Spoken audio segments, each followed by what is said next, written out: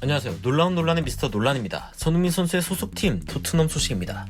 손흥민 선수가 최근 4년 계약을 다시 맺으며 토트넘과 2025년까지 동행하게 되었습니다. 손흥민 선수는 단순히 자신이 팀을 사랑해서 재계약을 한 것이 아니라고 밝혔는데요.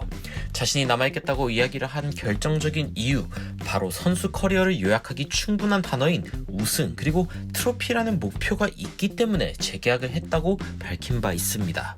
포체티노 시기에 아쉽게 우승을 놓친 토트넘은 그 이후 후폭풍을 거세게 맞은 상황이며, 그 상황을 그대로 물려받은 무리뉴는 큰 변화 없이 우승 도전을 외쳤다가 FA컵 결승전을 일주일 앞둔 시점에 충격적인 경지를 당하고 말았습니다.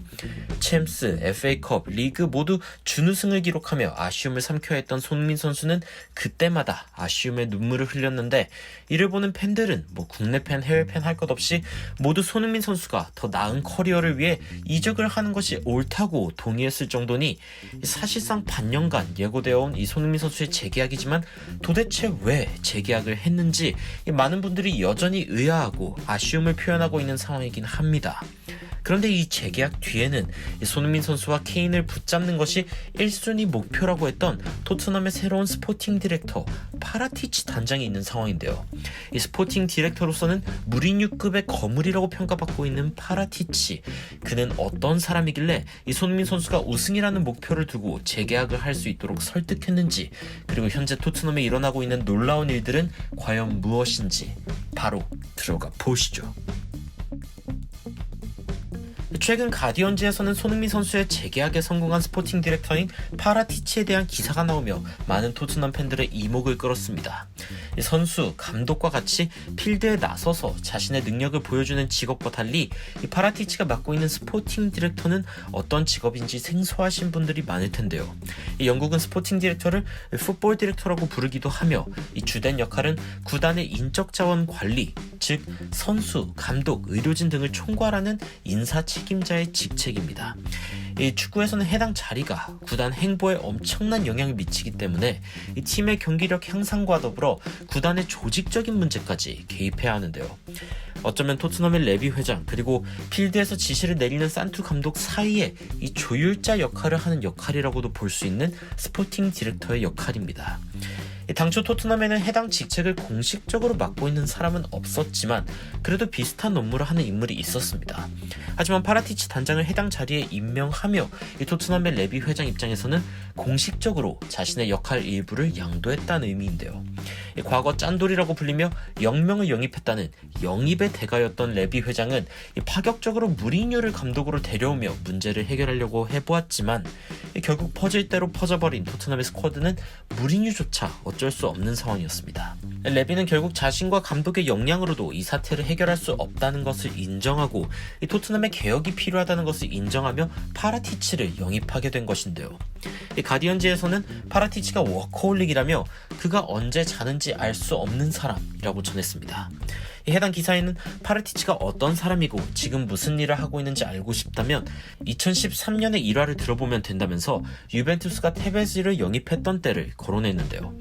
파라티치가 테베즈를 영입하기 위해서 런던의 한 레스토랑에 특별히 부탁해서 새벽 1시에 만나 협상을 조율하고 이를 끝내 이뤄내는 모습을 보여줬습니다. 파라티치에게는 일의 규칙이 있는데 휴일이 없다는 것입니다. 그의 폰은 절대 꺼진 적이 없으며 그가 연락을 받지 않을 때는 다른 에이전트나 선수 혹은 구단의 회장과 함께 있을 때뿐이라고 해당 기사가 전하기도 했는데요. 유벤투스에서 스포팅 디렉터 생활을 하며 포그바, pirlo, 호날두, 코망 등 놀라운 영입들을 만들어낸 영입의 귀재인 파라티치는 밤 늦게까지 전 세계에서 일어나는 대회의 경기들을 모두 챙겨보는 것으로 유명합니다.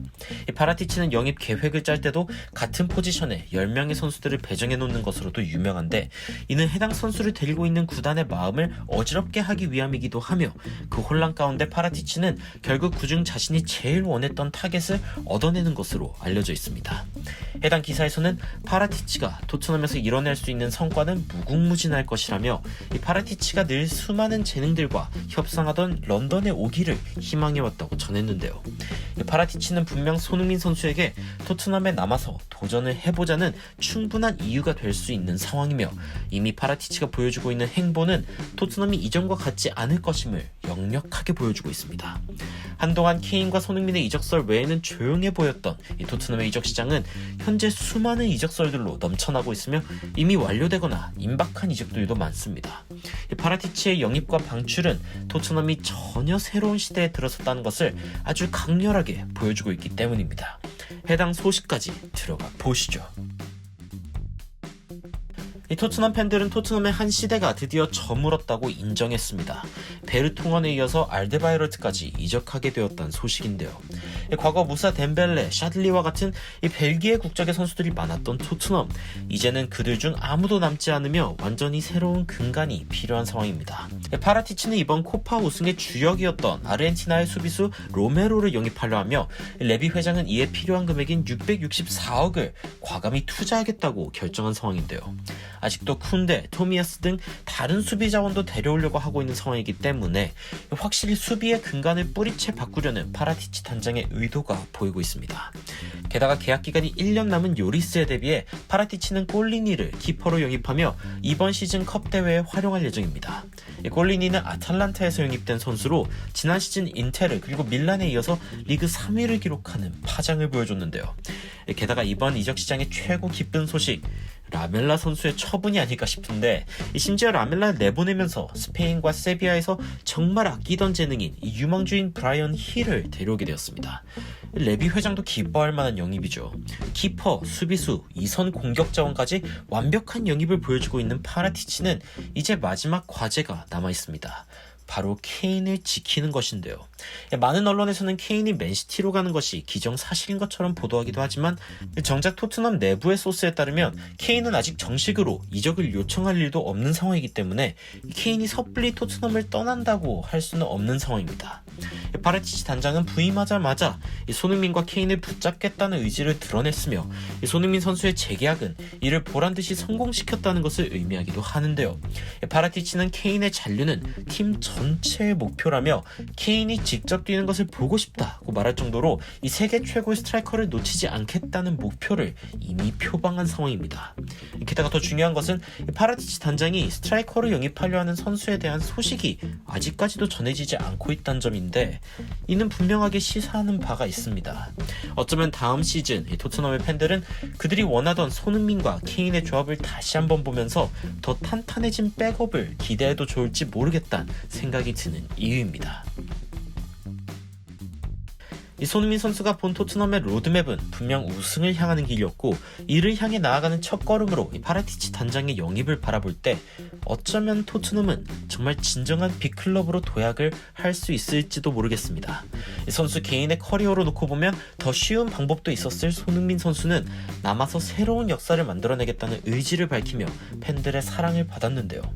같은 날짜에 케인의 1억 6천만 파운드 이적료는 맨시티에게도 터무니없다는 기사가 나온 것이 우연이 아닌 것 같습니다. 파라티치의 1차 목표였던 손흥민, 케인, 어쩌면 또 한 번 속는 것일지 모르지만 다시 한번 기대를 하게 되는 이 마음은 단지 저뿐만 느끼는 게 아닐 듯합니다. 오늘 영상은 여기까지입니다. 여러분들의 의견 댓글로 달아주시면 더 발전된 영상으로 찾아뵙도록 하겠습니다. 발빠른 소식 전달 위해 구독과 좋아요, 알림 설정까지 부탁드리면서 추가적으로 흥미로운 외신 소식이나 해외 반응 있으면 전달드리도록 하겠습니다. 놀라운 논란 되드리는 미스터 논란이었습니다. 시청해주셔서 감사합니다.